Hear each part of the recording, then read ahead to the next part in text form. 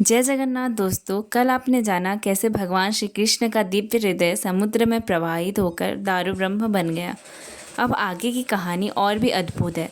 कैसे एक दिव्य लकड़ी से भगवान जगन्नाथ, बलभद्र और सुभद्रा की मूर्तियां बनी और क्यों उनके हाथ पांव अधूरे हैं।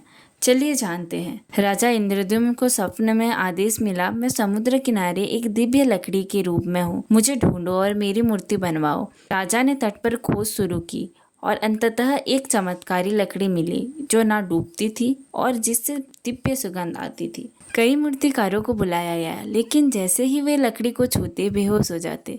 तभी एक रहस्यमय वृद्ध आया और कहा, मैं मूर्तियां बना सकता हूँ, लेकिन एक शर्त है, जब तक मैं अंदर से दरवाजा ना खोलूं कोई भीतर नहीं आएगा, वरना मैं मूर्तियों को अधूरी छोड़कर चला जाऊंगा।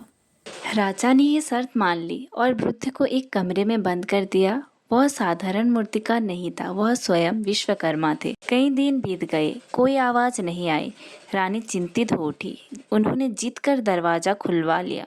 अंदर की दृश्य चौंकाने वाला था। मूर्तियां बनी थी लेकिन अधूरी। भगवान जगन्नाथ, बलभद्र और सुभद्रा के हाथ पांव पूर्ण नहीं थे और वो वृद्ध अंतर्ध्यान हो चुका था। तभी आकाशवाणी हुई, हे राजा, ये मेरा रूप है, यह अधूरापन ही मेरा पूर्ण स्वरूप है। भक्त मुझे जैसे भी देखें, मैं उन्हें वैसा ही दर्शन देता हूँ। तब से भगवान की पूर्ण रूप की पूजा होती है, पूर्ण श्रद्धा के साथ। मूर्तियाँ तैयार थी, अब मंदिर निर्माण की तैयारी हुई। लेकिन जैसे शिखर बनता, कोई न कोई बाधा आ जाती। राजा को फिर स्वप्न हुआ, जब तक मेरी मूर्ति को स्थापित नहीं करोगे तब तक मंदिर का शिखर नहीं बनेगा।